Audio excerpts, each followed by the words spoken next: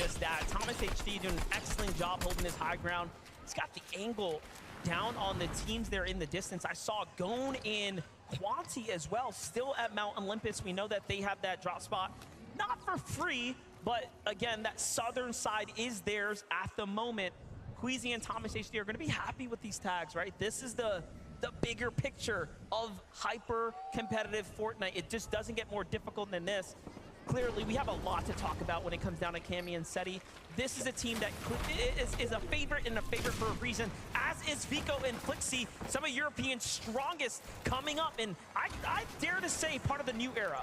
Sparks already started to fly, though. Vico trying to see if he can get an overhead view onto Virgo and Shadow. A little bit of a wraparound. Virgo now trying to see if he can switch, but Shadow, he's left too exposed. Vico, Flixie, they take the opportunity. They try to collapse. A nice connection, but at the same time, Shadow still standing. Virgo knows it's time to bail. And they're going to force themselves into a disengage, but Flixie, he's not interested in that. Flixie wants more. Oh, yeah, this is a storybook kind of conversation right here. This is something that we expect it to happen. If you're going to go up against the likes of Flixie and Vico's pathing, you just have to get out of the way or get ran down. And Virgo and Shadow are going to be another NA team to fall here to the hands of a European juggernaut. And, you know, this is, again, I have an inkling just to start for Flixie and Vico. Hey, there's a big reason why these guys have Reckless Railways uncontested. You do not want to have to deal with some of those up-close and personal box fights early on, but Paper, Victor V, they've also found themselves in a little bit of skirmish here. Clone, alongside Kremzu, trying to make sure, but they've got to be careful. Look at the stealth opportunity here.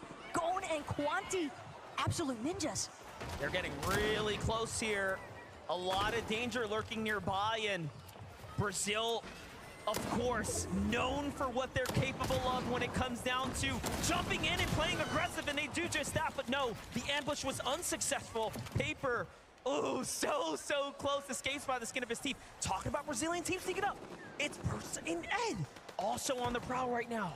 Everybody just crouch walking up to all of the commotion that this box fight is bringing just outside northwest side of Mount Olympus here. And the most important aspect, though, Paper, you gotta respect that 180 turnaround, throws up the middle wall, makes sure to protect himself. But Persa, they've now found an opening, but it's gonna be cut short.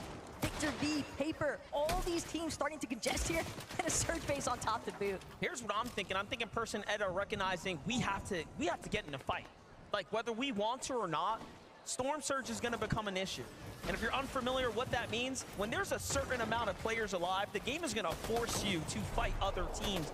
Damage will start to rain in the visual of lightning bolts and take you out the game if you're not being active. The real thorn in the side right now, though, for Victor V and Paper is it's evident that they want to get inside of that bunker. Clone and Kremsu, though, they are doing everything in their power to prevent anyone else. They might find themselves trapped at the bottom of it for a time being, though, because keep in mind, teams do like to hold whenever they find duos inside of that bunker. Quanti and Gone also setting up, looking back inwards, trying to see what's going to happen here. Meanwhile, Victor V and Paper really wearing the results of this drawn-out fight on their loadout right here. You can see ammunition starting to run low, builds even shorter than that. It's only going to be a matter of time before this starts to go super south, so if Paper and Victor V can't step up and finish this fight soon, it's not going to be good. Yeah, but at this point, they have to find closure. There's no opportunity to retreat. You are all in at this stage. They've invested too much time, and they know that they need more surge tag damage as well. Clone, Kremzu, more than content to sit this one out, though, because the weapon bunker is sounding, and they're going to have the advantage once it opens. Yeah, if they get to jump down there first and, of course, secure the goods, there's going to be a lot of loot that's going to be given out to Clone here shortly, but Paper and Victor V don't want that to happen. You can see how much more urgency, right, is put behind these shots now as they're trying to push in.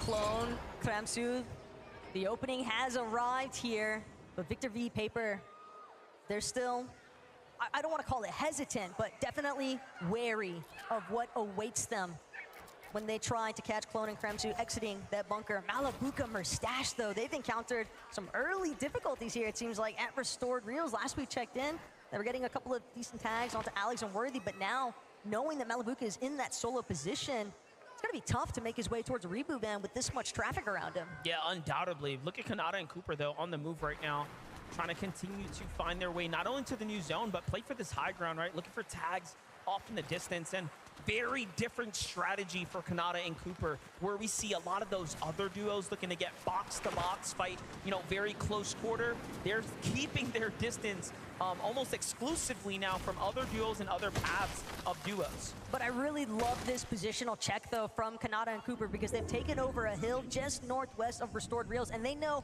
all those duos that are far west on the map, far north, they're going to have to rotate through Cooper and Kanata.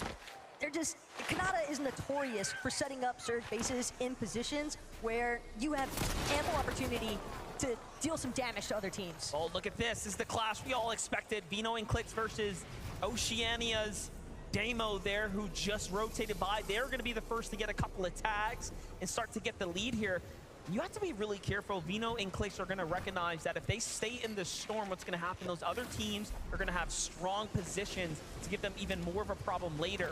But it seems like they won't press the action here. Kashoro, though,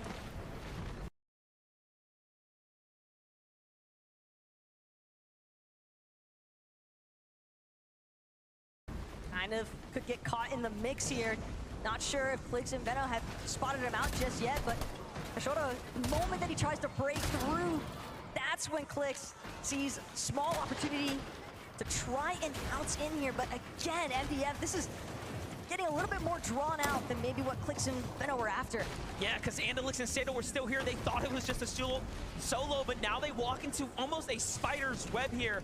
Sato and Andalix do have heals as well, so they can kind of sustain themselves for quite some time, but I'm not sure how much Andalix has to work with. Meanwhile, the GOATs of the region, the kings of EU, the most consistent duo in the world when it comes to LAN performances in the recent years, are here. Every view we pan over, it's like sharks in the water currently. The fact that Cammy and Seti have now decided to just stroll on over so casually, but they recognize there's no real openings for us to chase this one just yet. Let's prioritize our positioning and set, because they can always set up to intervene. Kashoro trying to do what he can to escape, but Vano's going to shut that one down in no time. His first elimination goes to Clicks. Vino's gonna be the first to claim it alongside Clicks here for a big elimination, and that's gonna set themselves off in the right pace here. Still, pay attention on the other side. Kanata and Cooper, completely opposite situation now, as we talked about them keeping their distance. Visual and Braids are gonna step up to the plate. Let's see if they can hit this swing at bat, but nothing just yet. Something important to consider, though, Visuals and Braids, this is our duo that came in at the final hour. Just last night, they discovered that they were going to be participating on the global stage. What's their prep time look like in comparison to everyone else? But more importantly still, Braids, he's trying to make sure that he brings the fight to Cooper and Kanata. They're not willing to fold. A couple of armored walls already expended from both sides as well. Kanata still able to find the shots that matter, though. And him and Cooper doing a decent job at just trying to forcibly create space. And this is not just any backup duo here. This is a team that is very much tenured and familiar with one another. They, in fact, have duoed with each other throughout the year. So, again, not your regular backup team. This is a very, very scary team to be fighting right now. And a huge opportunity like this is not going to be taken for granted. And you can see the fact that they forced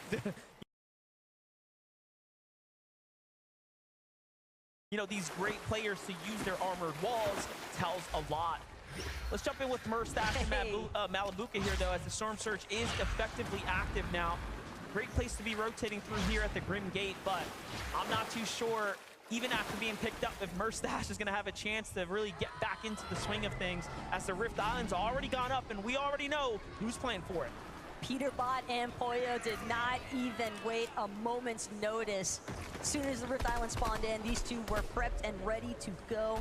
Peterbot already taking advantage, putting some pressure onto teams that are just trying to rotate at the bottom of Rift Island. You know, teams like to try and utilize some of those rifts along the bottom, but again, when you have a team like Peterbot and Poyo, and they're not the only ones lurking either, Trashy and Threats as well, making their presence known. But keep in mind, Poyo Peterbot, they've got that reveal medallion. Yeah, they're going to be able to scout them out in just a couple of moments here. So Trashing and Threats will have a big problem here. The hold up King and Phaser talk about problems are pushing down into the EU duo. Now, there's something that we know about King is that he's not someone you want to face in a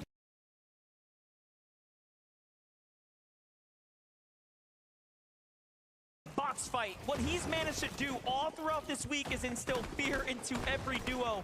He has challenged players in the practice rooms back to back and has been the most successful. But the way that you're mentioning that, it's all about the solos, and this is a duos game here, MDF. King trying to see if he can get a little bit of revenge damage onto Reason or Badil, but currently, Germans, they're the ones holding height, and King, he's gonna have to start burning through some of these small shield potions, and the real issue is once those shields crack, Badil, Reason, more than close enough to hear it, but they also need the damage, so the key is inevitable. Yeah, both sides are extremely aware that this is a fight for Surge right now, and should King's team get a tag, the Surge is gonna flip. They are the team quite literally above them, and it doesn't really get much closer than this, and this is the most opportunistic time for King to take down a duo here. But Reason, there it is. Opportunities start to shift here. Reason and Badil now. Pressure starts to loom on them.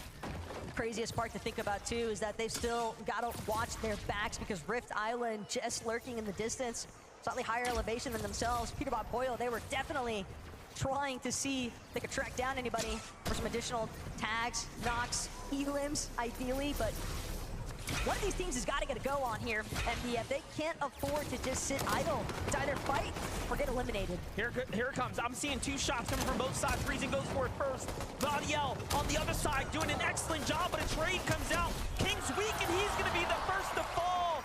Reason and Royale come out on top, and even then, it's just enough to stay alive for now. Crazy, though, when you think about how many teams are getting caught inside of these box fights, inside of the Storm itself. Mustache, Malabuka, they're just on a recovery tour currently, and it's incredible to think that they're still 156 above that damage threshold, despite that hiccup of Malabuka having to make the reboot van play in the first place. Wax and Ping, though, they seem like they're primed and interested, potentially, but instead it's just going to be heading to the top of Rift Island. Malabuka might get faced, though. He wants more damage. Little does he know, though, there is Trashy and Threats up here. Xset right now, still lurking nearby. I'm very curious as to why they haven't gone yet. And we might just find out here soon if they end up opening the box and taking fire. But no, Malabuka takes flight first. And he's going to get pretty far off. Will it be enough, no Taco? way. It's not looking like the math is going to math here, as Malabuka is going to be the first to fall. He tries to get as far as possible. Mustache will have to land on him and save him now. The problem, though, is that we're looking at 2 tick zones currently. Monster, Mustache, he can try his best effort, but I fear he might meet a similar fate, because even if he makes it into this next edge of zone, he's still gonna have to deal with all the teams that are already based up, situated, and ready to take advantage of the players that are late straggling in. Take a look at this refresh from Dino and Clicks now, as they managed to find themselves a little bit of a cachet from some leftover action between Casper and Prism. Prism now not being in this fight, and still you have OCE's Damo and Resigns almost on this warpath with them, continuing to be that thorn in their side, if you will, for lack of a better phrase. But back on over to the focus here as Clicks is looking for action here. Those are his walls. It's Acorn, it's Cold on the other side. A very scary team to go against. In the warm-up games yesterday, in the scrims, right, in our practice lobbies, they pulled off a incredible 16 eliminations just to show the lobby what they're capable of. The real issue is just knowing that for Clicks and Benno, Clicks, he just needs some fight feels. And you're not going to get that at this stage unless you're able to take down another team successfully. Mustache and Malabuka, though, have pulled off a miracle at this point. And it does seem, even though they're a little bit worse for wear, they're battered for sure, but they're still kicking, and that's all they need at this stage. They do have big shields as well to work with. That headshot that he picks up right there is going to make a huge difference there as far as their survivability is concerned. Major eliminations are happening, though, as we're covering the action here. One of those, it's Peterbot and Boyle staying active here. Down goes Cheats from the high ground there. And they are doing what we expect of them. Very healthy, extremely material capped, and now picking up points. That's a runaway train potentially starting to take form. Meanwhile, other teams like Cuddy and Kovacs just trying to see if they can find an angle. Yuma Rise under a little bit of duress here, but it's back to Clicks. Veno trying to see if they can finagle their way out of this awkward position that they found themselves in, boxed up right next to Acorn and Cold. But again, Acorn and Cold, they've got decent amount of materials to work with. More importantly still, though, I think that they are certainly willing to jump into a fight if it calls for. Oh yeah, yesterday has absolutely proven that they can take on any team without a problem. Talk about good teams that are still standing right now, teams that we've been kind of following the story. Victor V and Paper. Paper a little worse for wear. Seems like a bad peek's gonna go ahead and put him on the backside of this engagement here. And Vino facing the struggles of taking a lot of damage here as well, and not being able to recover now as they don't have whites. Still has a couple of flow berries, but again, will that really be enough? Queasy, Thomas HD now starting to surface as well near their area. Ritual, though, takes some big tags, left that wall open just a moment too long.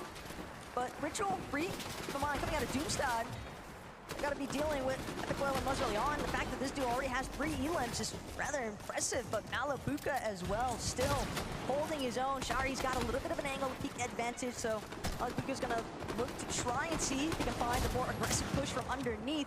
Meanwhile, Mustache, again, just trying to make sure he doesn't take another tick from the storm, but it's too little too late. Just barely makes it in. At least Malabuka can go for the revive. You know, all things considering, he'll have more HP when he stands up than he did when he went down, so Fair. It's not all too bad here, but it is definitely time lost. The surge is active. They need to find a couple tags. Into the box they go. Back behind him is another duo as well, and if he doesn't hit this shot, he's going to be sent back to the lobby, and he hits the one that matters. Malabuka and Mustache are clawing their way out of this hole here, and unfortunately, it might not be enough here. It's so close.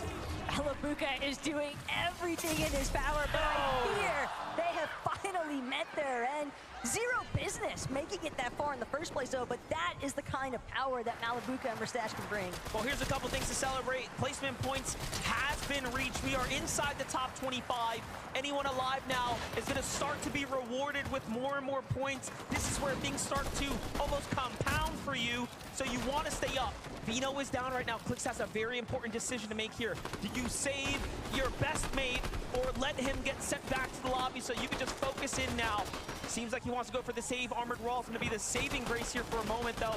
Instead, Vino makes the call. Leave me. Continue to play the game here. Veno knew there was just way too much pressure coming from the other side of that wall. A fully intact duo, and that duo being Queasy and Thomas HD. There's just no realistic opportunity for Clicks to bring that one back. But Queasy, he's actually looking a little hurt here. He might have been desperate at that point, and Clicks finds himself in a similar situation. Only has small shield potions to rely on, 2 below. When it comes to the damage threshold, he's got to make a move, and he's got to do it now. But I don't think anybody's giving him an opening. Well, he's still inside the top 20 now. The more teams that fall, this